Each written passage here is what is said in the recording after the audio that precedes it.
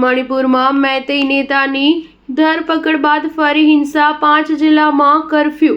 મણિપુરમાં શરૂ થયેલી હિંસાને 2 વર્ષથી વધુનો સમય વીતી ગયો છે અને હજુ પણ હિંસક ઘટનાઓ સામે આવી રહી છે. તાજેતરમાં જ મેતેઈ સમુદાયના એક નેતાની ધરપકડના વિરોધમાં હિંસક દેખાવો થયા હતા અને અનેક વિસ્તારોમાં હિંસા ફાટી નીકળી હતી, જેને પગલે 5 જિલ્લાઓમાં પ્રતિબંધો લાગુ કરાયા હતા અને ઇન્ટરનેટ સેવા સસ્પેન્ડ કરવામાં આવી હતી. આ તમામ પ્રતિબંધિત આદેશો ઘાટી વિસ્તારમાં લાગુ કરાયા છે. મેતેઈ સમાજના નેતા અરમબઈ તેંગગોલની ધરપકડ કરવામાં આવી હતી. આ નેતાના સમર્થકો બાદમાં રસ્તા પર ઉતર્યા હતા.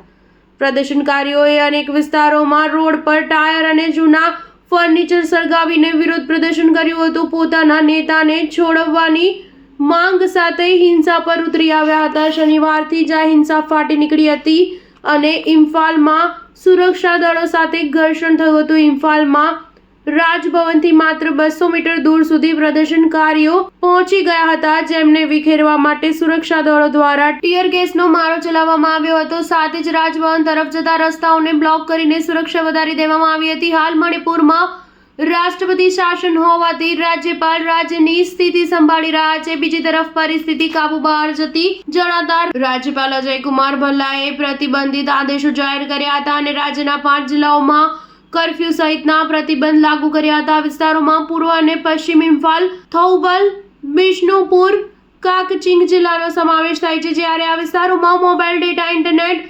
વીએસએટી, વીપીએન સુવિધાને પણ 5 દિવસ માટે સસ્પેન્ડ કરવામાં આવી હતી. સ્ટાર ન્યૂઝ 7 હંમેશા સચ્ચાઈની સાથે.